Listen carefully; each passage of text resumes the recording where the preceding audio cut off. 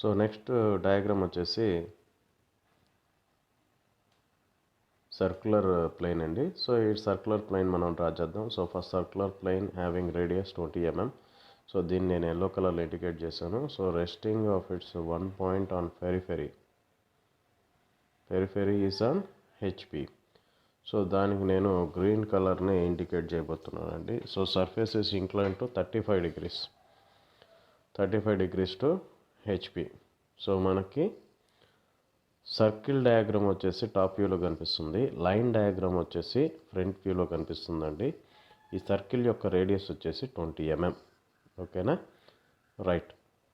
So ఇప్పుడు diagram draw చేద్దాం. So అందుకు ఫస్ట్ నేను ఏం చేస్తున్నానంటే సర్కిల్ని సెలెక్ట్ చేసుకుంటున్నాను. సర్కిల్ రేడియస్ అనే ఆప్షన్ని సెలెక్ట్ చేసుకున్నాను. సో అందులో ఫస్ట్ పాయింట్ని మెన్షన్ చేశాను. సో పాయింట్ క్లిక్ చేసిన తర్వాత మనకి రేడియస్ అడుగుతుంది. రేడియస్ వచ్చేసి మనకి ఎంత ఇచ్చాం, 20 mm. సో 20 mmతో మనం సర్కిల్ని డ్రా చేసుకున్నాం. చాలా చిన్నదిగా కనిపిస్తుంది. జూమ్ ఆప్షన్ సెలెక్ట్ చేసుకొని సో మన సర్కిల్ని ప్రాపర్గా సర్కిల్ సెట్ చేసుకుంటామండి. వన్స్ సర్కిల్ సెట్ అయిన తర్వాత మనం ఏం చేస్తామంటే సో సర్కిల్ని మనం డివైడ్ చేసుకోవాలి కాబట్టి లైన్ అనే కమాండ్ని యాక్టివేట్ చేసుకున్నాను. సో సెంటర్ మనకి చూపిస్తుంది. సెంటర్ నుంచి ఫస్ట్ నేను హారిజాంటల్ లైన్ డ్రా చేస్తున్నాను. యాంగిల్ వచ్చేసి 0 degrees, లెంత్ వచ్చేసి 20, రైట్. సో ఇప్పుడు మళ్ళీ లైన్ కమాండ్ స్పేస్ బార్తో యాక్టివేట్ చేశాను. సో సెంటర్ పాయింట్ నుంచి 45 degreesతో, బికాస్ 45 degrees ఎందుకు సెలెక్ట్ చేసుకున్నానంటే 8 points సెట్ చేసుకునేదానికి 45 degreesతో 20 mm రేడియస్ లెంత్తో లైన్ని డ్రా చేశానండి. నెక్స్ట్ మళ్ళీ లైన్ కమాండ్ యాక్టివేట్ చేసేదానికి స్పేస్ బార్ క్లిక్ చేసుకుంటాను.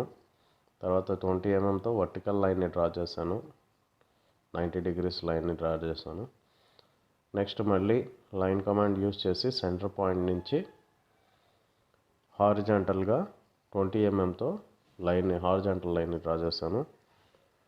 నెక్స్ట్ స్పేస్ బార్ని క్లిక్ చేసినట్టయితే లైన్ కమాండ్ యాక్టివేట్ అవుతుంది. సో ఫస్ట్ పాయింట్ ఇచ్చాను. సెకండ్ పాయింట్ 45 degreesతో లైన్ని డ్రా చేస్తున్నాను. అయితే దాని యొక్క లెంత్ వచ్చేసి 20 mm ఉండాలి.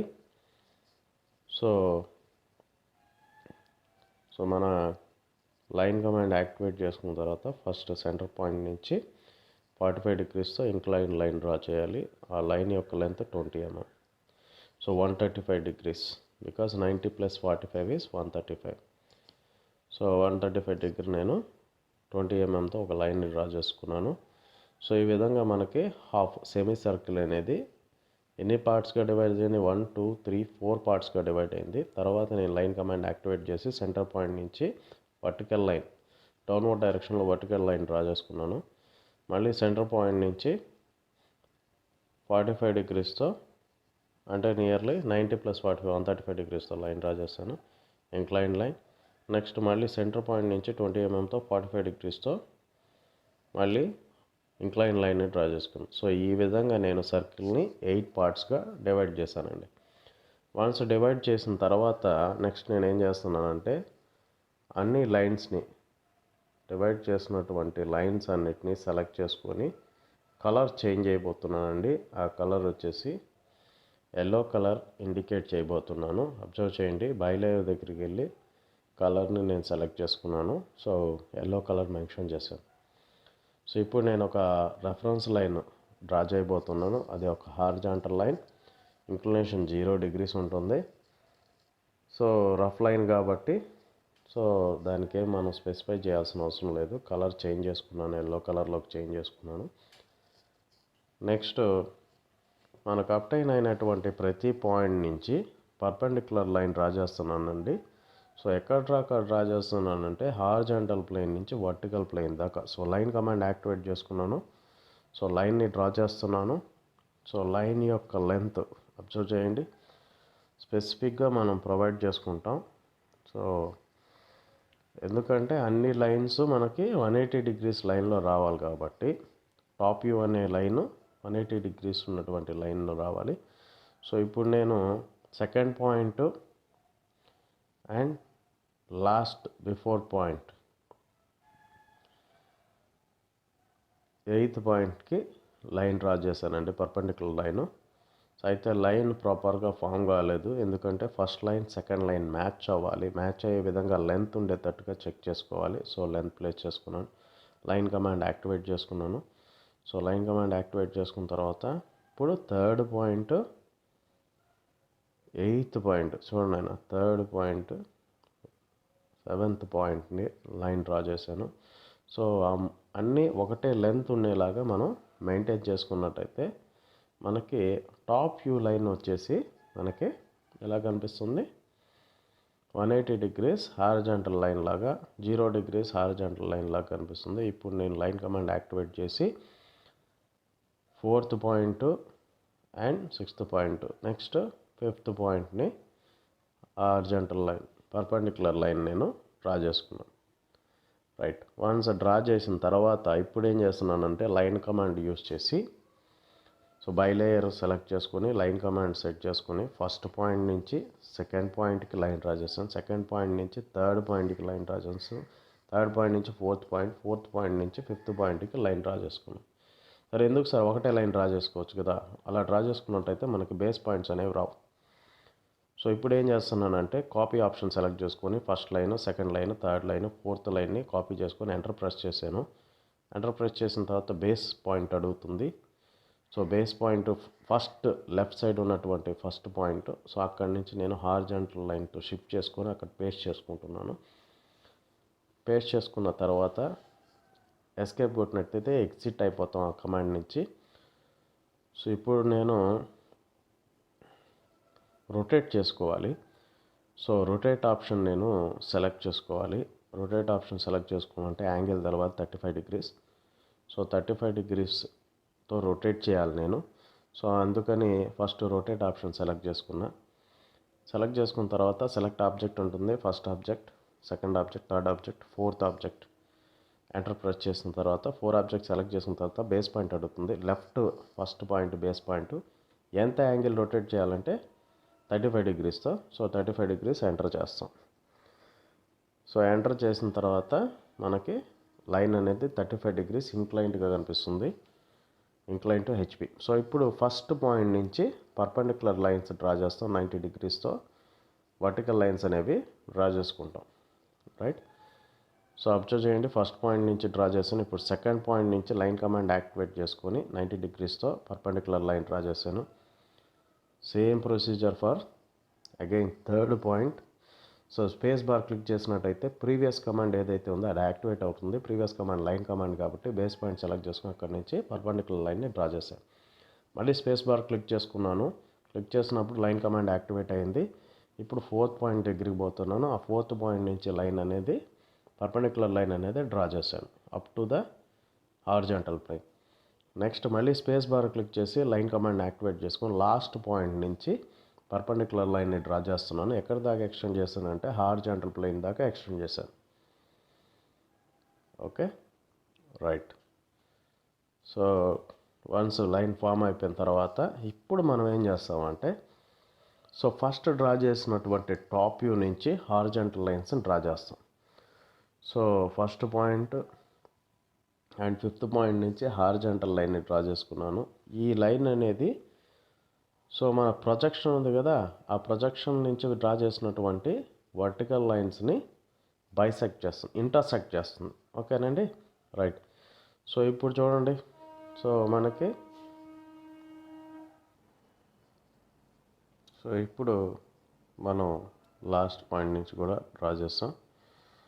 నెక్స్ట్ వచ్చేసి లైన్ కమాండ్ యాక్టివేట్ చేసుకుంటున్నానండి. సో ఎండ్ పాయింట్స్ ప్రతి పాయింట్ నుంచి నేను హారిజాంటల్ లైన్స్ అనేవి డ్రా చేశాను. ఇప్పుడు నేను ఏం చేస్తానంటే డ్రా ఆప్షన్లోకి వెళ్ళేసి అక్కడ నేను స్ప్లైన్ అని ఉంటుంది చూడండి, ఫస్ట్ ఆప్షన్ స్ప్లైన్. ఆ స్ప్లైన్ని నేను సెలెక్ట్ చేసుకోవాలి. స్ప్లైన్ని సెలెక్ట్ చేసుకున్న తర్వాత first point, second point, third point, fourth point, fifth point, sixth point, seventh point, eighth point, again first point. ఓకేనండి, సో అలా క్లిక్ చేసిన తర్వాత ఇప్పుడు మనం ఎస్కేప్ గన్ ఇక్కడ మీకు సి అనేది ప్రెస్ చేయాల్సి ఉంటుంది. సి అంటే క్లోజ్ అనమాట. క్లోజ్ని క్లిక్ చేసిన తర్వాత ఆబ్జెక్ట్ని మనం సెలెక్ట్ చేసుకుంటాం. తర్వాత టాప్ వ్యూలో ఉన్నటువంటి ఆబ్జెక్ట్స్ని సెలెక్ట్ చేసుకొని వాటి కలర్ చేంజ్ చేస్తామండి. సో కలర్ వచ్చేసి క్లేని ప్రెస్ చేస్తాం. క్లేస్ ప్రెస్ చేసినట్టయితే డయాగ్రామ్ ఇలా కనిపిస్తుంది. సో ఈ డయాగ్రామ్లో ఇప్పుడు నెక్స్ట్ ఏం చేయాలి, మనం అన్ని పాయింట్స్కి ఆల్ఫాబెట్స్ ఇండికేట్ చేయాలి కాబట్టి లైన్ ఏ టెక్స్ట్ కమాండ్ని యాక్టివేట్ చేసుకొని సో ప్రతి పాయింట్ దగ్గర మనం ఆల్ఫాబెట్ని ఇస్తాం. So previous command space bar click చేసినట్టయితే ఏ టెక్స్ట్ కమాండ్ యాక్టివేట్ అవుతుంది. సో అందులో మనం బీని ఇస్తాం. లెఫ్ట్ కర్సర్ని క్లిక్ చేస్తాం. నెక్స్ట్ మళ్ళీ స్పేస్ బార్ని క్లిక్ చేసుకుంటాం. సో పాయింట్ సెలెక్ట్ చేసుకుంటాం. ఆపోజిట్ కార్నర్ ఇస్తాం. టీని సెలెక్ట్ చేసుకుంటాం. మళ్ళీ కర్సర్ ప్రెస్ చేస్తాం. మళ్ళీ స్పేస్ బార్ని క్లిక్ చేసి పాయింట్ సెలెక్ట్ చేసుకుంటాం. అక్కడ ఆల్ఫాబెట్ ఇస్తాం.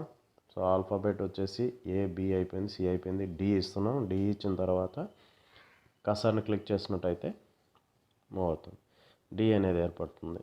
సో దాన్ని నాకు ఇన్సైడ్ వచ్చింది కాబట్టి దీన్ని out side diagram represent point అనేది అవుట్ సైడ్ ఇవ్వాలి కాబట్టి దాన్ని నేను మళ్ళీ మూవ్ చేసుకుంటున్నాను. ఏం లేదండి, అక్కడ మనకి మూవ్ ఆప్షన్ రెక్టాంగిల్ బాక్స్లో కనిపిస్తుంది బ్లూ దగ్గర. సో దాన్ని క్లిక్ చేసినట్టయితే మనం ఏ డైరెక్షన్కి మూవ్ చేయాలంటే ఆ డైరెక్షన్కి మూవ్ చేసుకోవచ్చు. నేను అవుట్ సైడ్ చూపించాలి కాబట్టి డీని అవుట్ సైడ్ క్లిక్ చేసుకున్నాను. నెక్స్ట్ మళ్ళీ స్పేస్ బార్ క్లిక్ చేసుకున్నాను. పాయింట్ స్పెసిఫై చేశాను. అక్కడ నుంచి ఆపోజిట్ కార్నర్ మెన్షన్ చేశాను. అక్కడ ఈ అనే ఆల్ఫాబెట్ ఇచ్చాను. నెక్స్ట్ చూడండి, నెక్స్ట్ మళ్ళీ స్పేస్ బార్ క్లిక్ చేసుకొని ఏ టెక్స్ట్ కమాండ్ యాక్టివేట్ చేసుకొని ఆపోజిట్ కార్నర్ మెన్షన్ చేసి ఎఫ్ అనే ఆల్ఫాబెట్ని ఇచ్చాను. లెఫ్ట్ కర్సర్ని క్లిక్ చేశాను. మౌస్లో ఉన్నటువంటి లెఫ్ట్ కర్సర్ని క్లిక్ చేశాను. ఇప్పుడు స్పేస్ బార్ క్లిక్ చేశాను. స్పేస్ బార్ క్లిక్ చేసిన తర్వాత పాయింట్ సెలెక్ట్ చేసుకున్న తర్వాత ఆపోజిట్ కార్నర్ ఇచ్చిన తర్వాత ఆల్ఫాబెట్ వచ్చేసి జీ మెన్షన్ చేశాను. సో లెఫ్ట్ కర్సర్ని క్లిక్ చేశాను. నెక్స్ట్ వచ్చేసి స్పేస్ బార్ క్లిక్ చేసి ఏ టెక్స్ట్ కమాండ్ యాక్టివేట్ చేసుకుంటాం.